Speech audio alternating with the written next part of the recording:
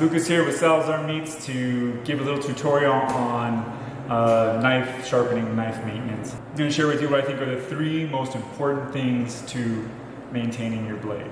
I'm going to lay those out real quick and then get a little more in depth with each one. So one is a sharpening stone. Of course, this is not the only way to get a blade sharp, but in my 10 years experience now, I do think that this is the superior way to sharpen your blade for blade retention.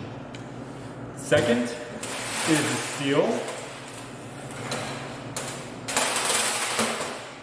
Third, sandpaper, which is to maintain your steel. So let's go into each one a little more in detail.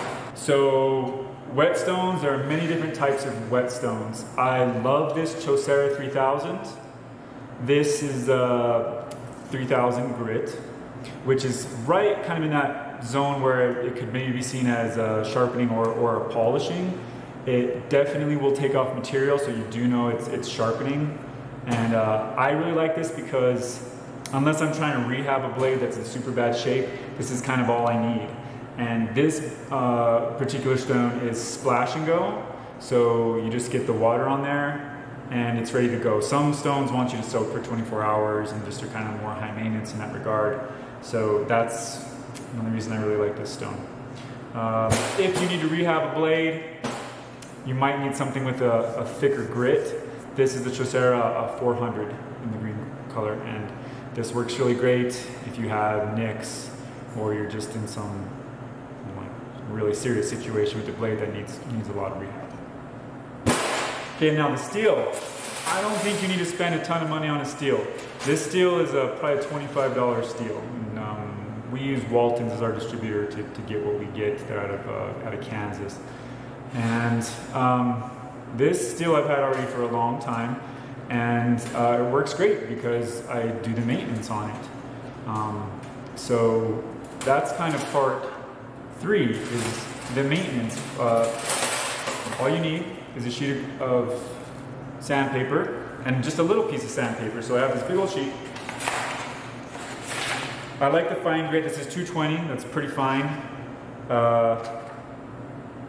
I like that because it gets a real polished finish. So this is all that you do to rehab your steel, which as you go through the day, as long as you start with a good sharpening from a stone, unless you're doing something really extreme like tons of bone, or maybe like a really hard dried surface to a carcass like wild game that someone dried in their barn for 2 weeks and then brings to you. You can just have literally like a layer of jerky on the outside of it essentially. That will kill a blade. And if you're in that kind of situation, you maybe need to sharpen multiple times a day. But for, let's say, kind of reasonable work where you're not engaging with a ton of bone and really tough skins and surfaces, really, I mean, you should be able to get through multiple days if you've sharpened it well and you have a well-maintained steel. And this is all you need, is a little sheet of grit of sandpaper, emery cloth, and you're just gonna try to go in the same direction. You don't want to get too let me say undisciplined with the kind of directionality and everything. You want to keep the direction going the same way and the pressure going the same way.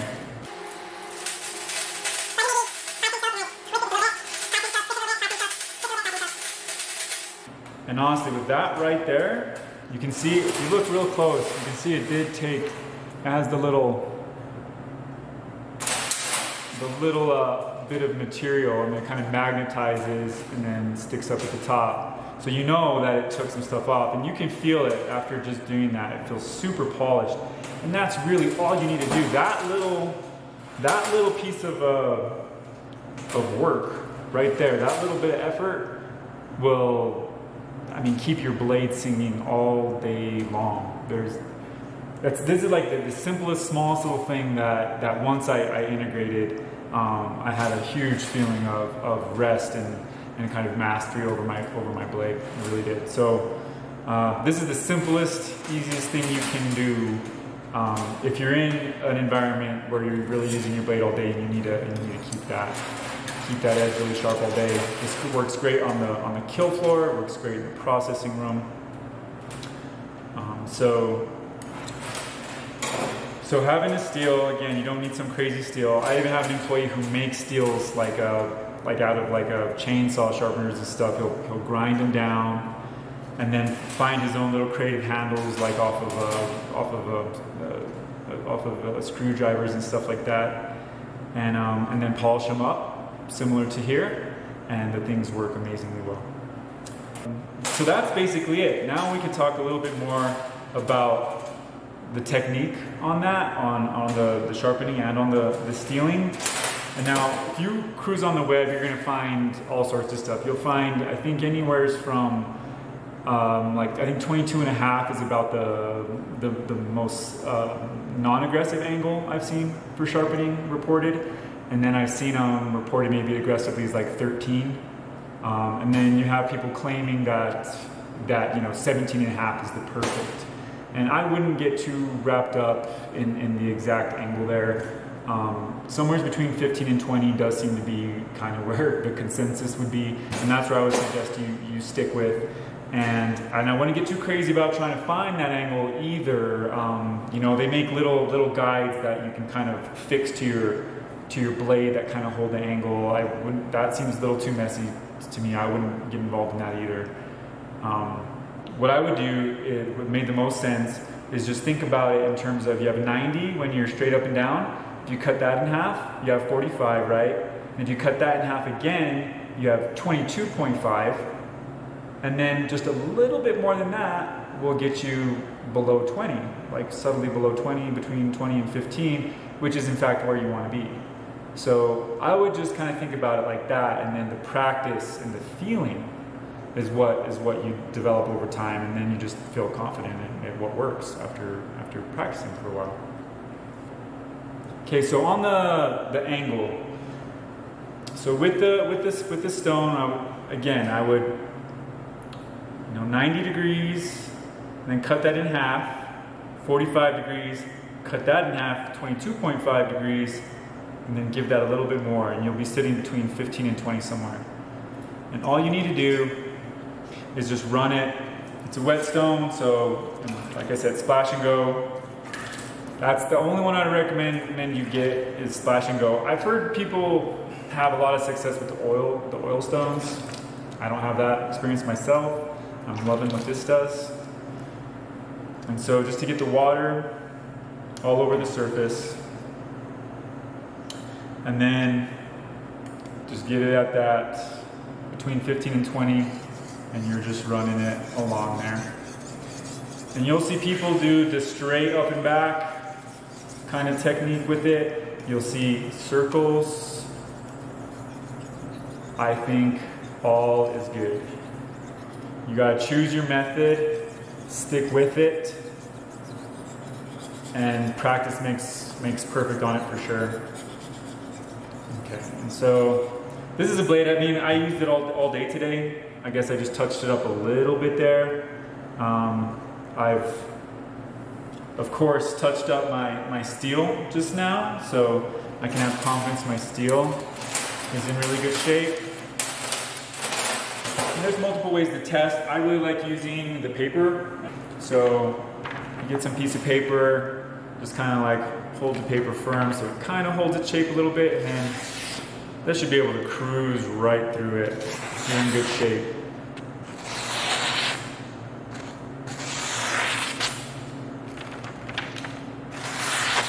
That's when you know you got a sharp blade, when it behaves like that. I have some blades here I'm going to play around with rehabbing this evening, and I'll show you what they do if you try to. I mean, literally, it can't catch, it can't, kinda, and if it does, it rips like crazy. If it does manage to catch, it maybe catches for a second and then just rips. So a knife like this is a disaster. Switch back to the blade that I had maintained.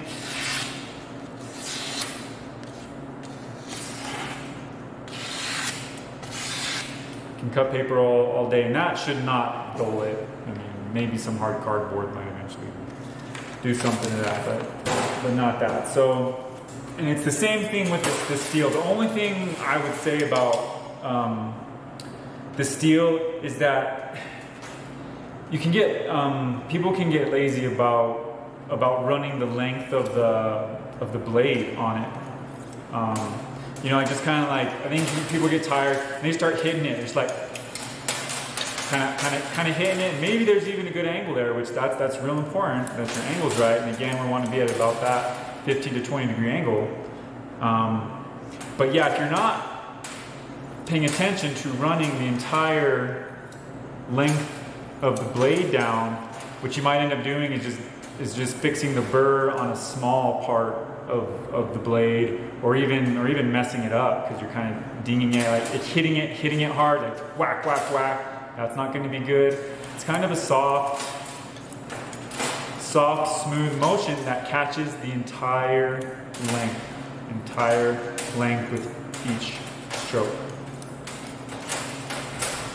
So there you have it. That's my very practical guide. There's a lot more to all this, of course, and yeah, there's a lot you can cruise around, and find. But as far as a really practical, really basic, if you do basically these three things, it's really two things, right? It's your stone, really getting comfortable using that, and your steel, getting comfortable using that, then you're in good shape. Now, the steel, I feel, especially if you're in some kind of environment with a lot of moisture and so forth, it's gonna degrade, and you're gonna need to maintain that. And this, literally, if you did it once every couple days or something like that, just kind of make it part of your routine, your steel is gonna be in perfect shape, and you're just gonna be singing with your knife. And when that eventually, for some reason, doesn't hold up anymore, then you know you need to go back to your stone, and then back to your steel. And as long as you're not doing any real extreme kind of environment stuff with your blade, it should last you. It should last you days, maybe even a week of hard work on it. So there's my 2 cents. I hope you feel that was practical, to the point. That's what I wanted when I was learning about all this stuff. And hope it's useful. Please like and subscribe, and we'll try to find something for you guys that's helpful in the future. All right, thanks a lot. Bye.